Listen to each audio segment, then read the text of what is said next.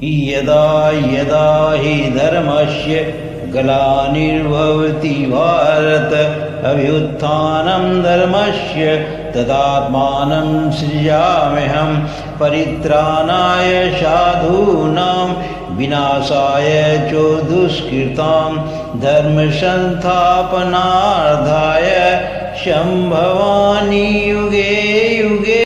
गीता शब्द का अर्थ गीत है और भगवत शब्द का अर्थ है भगवान। श्री कृष्ण ने अपना उपदेश गायन अर्थात गीत के माध्यम से दिया था, इसलिए इसे गीता कहा जाता है।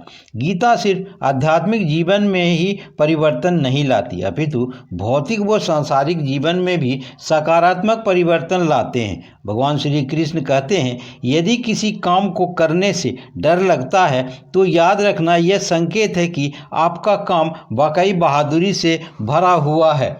गीता में कहा गया है कि नेत्र केवल दृष्टि प्रदान करते हैं, परंतु हम कब किस में क्या देखते हैं ये हमारी भावनाओं पर निर्भर करता है। गीता कहता है, मनुष्य को स्वयं ईश्वर में लीन कर देना चाहिए। ईश्वर के सिवाय मनुष्य का कोई नहीं होता।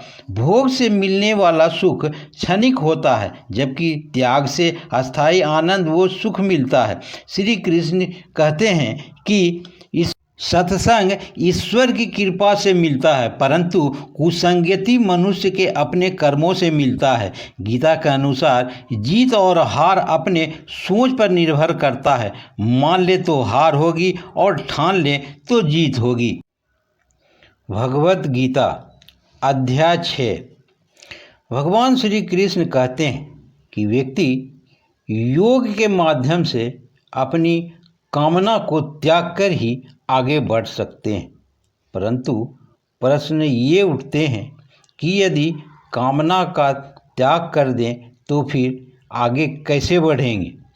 भगवान श्री कृष्ण कहते हैं कि जब व्यक्ति किसी मार्ग पर आगे बढ़ता है और उसके मन में यदि कामनाएं होती है तो वो अपना कोई भी कार्य बिना चिंता के पूरा कर नहीं सकता।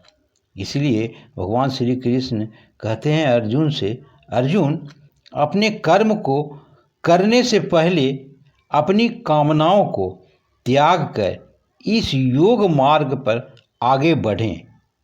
इससे नियति और परमात्मा दोनों तुम्हारे साथ होंगे।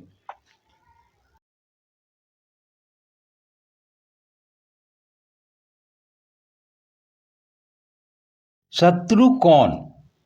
भगवान श्री कृष्ण कहते हैं, शत्रु या मित्र हमारे आसपास के लोग नहीं, अपितु हम स्वयं के होते हैं। आगे भगवान श्री कृष्ण कहते हैं, जो व्यक्ति दूसरों की बातों में आकर अपना उचित और अनुचित सोचता है, वह व्यक्ति अपना स्वयं का ही दुश्मन है, क्योंकि सरल चित्त का व्यक्ति किसी के बहकावे में नहीं आकर अपने खुद के चिंतन से हर सही गलत का फैसला लेने में सक्षम होता है।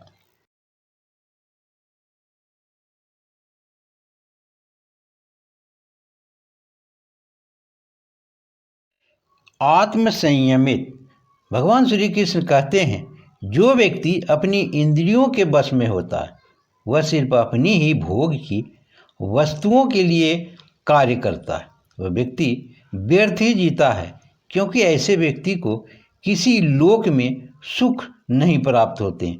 भगवान श्री कृष्ण कहते हैं, यदि व्यक्ति इंद्रियों को वश में करना चाहते हैं तो एकमात्र मार्ग है ध्यान योग।